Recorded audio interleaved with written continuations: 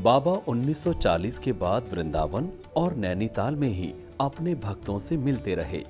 एक बार नीब करौरी बाबा कैंची धाम से वृंदावन आश्रम लौट रहे थे। उनके ड्राइवर ने बाबा से कहा, जीप में डीजल खत्म हो गया है और दूर तक कोई पंप भी नहीं है। महाराज ने कहा, पास में नदी तो है, जाओ पानी भर के लाओ और गाड़ी में डाल दो। गाड़ी चली। बाबा वृंदावन आश्रम पहुंच गए। वहां पहुंचते ही बाबा ने ड्राइवर को वापस भेजा डीजल के साथ और उसने नदी में उतना ही डीजल डाल दिया जितना पानी लिया था। प्रकृति से मांगकर फिर भौतिक वस्तु की वापसी ये बताने के लिए काफी है कि संत रूप में भगवान खुद क्यों ना हो। इस लोक में जीवन के नियम का पालन सबको करना पड़ता है। कोई भी शक्ति यहाँ का ताना बाना बिगाड़ना नहीं चाहती। हाँ, अध्यात्म एक नई राह जरूर दिखा देता है। संतों की भूमि है भारत। सदियों से दुनिया को नई राह दिखाता है। संसार के आध्यात्म का केंद्र है ये देश। ऐसा माना जाता है स्वयं भगवान के दूत इस पावन धरती पर आते हैं, ज्ञान धर्म के बुझते ज्योत को रोशन कर जाते हैं। बाबा नीब करौरी के पास जो भी जाता है उसके संकट दूर हो जाते हैं। शारीरिक रूप से बाबा इस दुनिया में नहीं हैं, लेकिन आज भी अगर आप उनके आश्रम जाएं या उनको याद करें तो आपको ऐसा एहसास होगा कि वो आपके करीब हैं। मैं हूं बुद्धि मलिन अति, श्रद्धा भक्ति विहीन, करूं विनय कछु आपकी, हों सब ही विधि दीन। जय जय नीब करौरी बाबा, कृपा करहूं आवे सद्भावा। महाराज को जो भी मिला उनका हो गया। आप उनको नहीं चुनते, वो आपको चुनते हैं। प्रभु दयाल शर्मा महाराज से मात्र 5 मिनट के लिए मिले और वो इतने प्रभावित हो गए कि उन्होंने विनय चालीसा लिख दी। ये हुआ कि ये तो परमात्मा मिल गई मुझे, और मैं आपको ये बात कहने की नहीं है, मुझे जो यहाँ देख करके गया था महाराज जी को, वो स्वरूप मुझे हृदय में दिखाई दिया। जैसे आपको देख रहा हूँ वैसे ही मुझे दिखाई दिया। अब ये संकल्प हो गया, लेकिन अब वो नशा रात को जगा रहा खुशी में, जाने क्या मुझे संपत्ति मिल गई, नींद नहीं आई। सुबह फिर मैं यहाँ आया प्रिंसिपल को लेकर के, तो बाबा नहीं मिले, लौट गया। शाम को फिर मैं आया, मुझे तो चैन नहीं पड़ रहा था, तो गुरुदत्त शर्मा और वो बाबा मिल गए मुझे। गुरुदत्त शर्मा ने मेरी प्रशंसा की कि ये तो बाबा बड़े भक्त हैं आपके, सुबह भी आए थे अपने अफसर को लेकर के, मतलब जैसे प्रशंसा की जानी चाहिए उन्होंने प्रशंसा की। मैंने अब बाबा कल तो नाराज हो रहे थे, आज मुझ पर अब फटकार फिर लगा दी उन्होंने, तू मेरा प्रचार करता है। और उनका कहना ये था कि जो कुछ देखा तेरा है वो तेरे लिए है और किसी के लिए नहीं। ये मैं अपने आप समझा। लौट गया मैंने महाराज मैं तो बहुत दिनों से आपकी खोज में था, क्योंकि महापुरुष की खोज में था ना। तो महाराज बोले कि देख तू नहीं ढूंढ पाया मुझे, मैंने तुझे ढूंढ लिया। ये शब्द थे। अब तो मैं गदगद हो गया। मैंने कि ये रात भी गई जगने में, यानी पहली रात वो गई, दूसरी रात ये गई, अब तीसरी रात को सोच रहा हूँ मैं कि अब मैं नहीं लिखा तो फिर मैं भूल जाऊँगा। अब वो मैंने लिखना तीसरी रात को शुरू कर दिया, 2-4 लाइन। मैं हूँ बुद्धि मलिन श्रद्धा भक्ति विहीन, करूँ विनय कछु आपकी, हूँ सब ही विधि में। जय जय नीम कर, पहले तो जयकारा बोला, हनुमान जी की नकल कर रहा, हनुमान चालीसा की। जय जय नीम करौरी बाबा, कृपा कर आवे सद्भावा। अब मैं कुछ जानता नहीं बाबा, कैसे तब स्तुति बखानू, नाम गाम कछु मैं नहीं जान। ये प्रार्थना की है सबसे पहले। जब लिख के उनके पास पहुंचे तो क्या? अरे मैंने पहुंचा नहीं हूँ साहब, वो भी बाई पोस्ट भेजा है, वो फाड़ के फेंक दिया महाराज जी ने।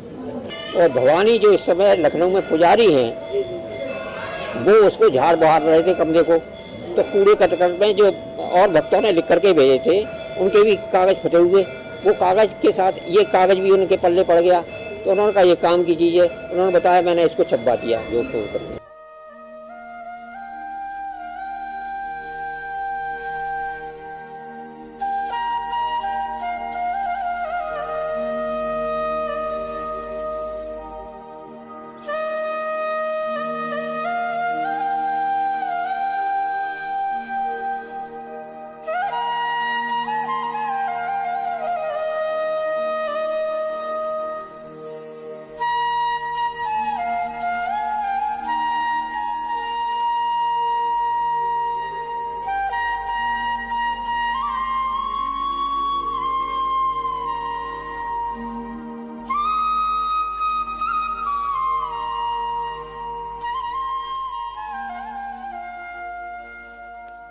नीम करौरी बाबा के भक्तों की कहानियां कभी खत्म नहीं हो सकती, क्योंकि जीवन है तो दुख है, सुख है।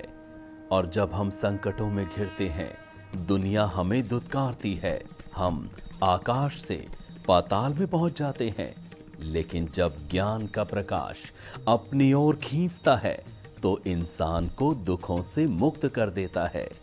कहते हैं राम भक्त हनुमान इस लोक में ही हैं और मनुष्यों की मदद के लिए वो रूप धारण करते हैं।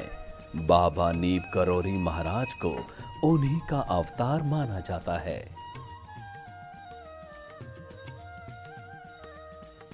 आज के समय में मेरा अपना जो विश्वास है, मैं अपने अनुभव की बात बता रहा हूँ। और ये हनुमान जी की उपासना करने से, महाराज जी को हनुमान चालीसा सुनाने से उनका सानिध्य प्राप्त किया जा सकता है, बहुत जल्दी प्राप्त किया जा सकता है। हाँ, ये मैं आपको गारंटी के साथ। मैंने इस तरह की कई घटनाएं सुनी। जैसे एक अमेरिका की बड़ी प्रसिद्ध एक्ट्रेस है जूलिया रॉबर्ट्स, जो ऑस्कर अवार्ड विनर है। जब उससे पूछा गया कि बाबा जी से कैसे जुड़े, तो वो बाबा जी के कभी संपर्क में नहीं आई, कभी उसने बाबा जी के प्रत्यक्ष दर्शन नहीं किए। लेकिन जब भी उसके जीवन में कोई कठिनाई आई तो उसने बाबा जी की फ़ोटो रखी सामने और उनके सामने प्रार्थना की, तो हल मिल गया। तो उसी तरह की कुछ अनुभूतियाँ मुझे भी हुई। बाबा जी की फ़ोटो के सामने प्रार्थना की तो उनके हल, जैसे मान लीजिए आपने कहा कि सकारात्मक होता है, ठीक है, सकारात्मक होता है, मैं अपने ऑफिस में भी सकारात्मक हो सकता हूँ।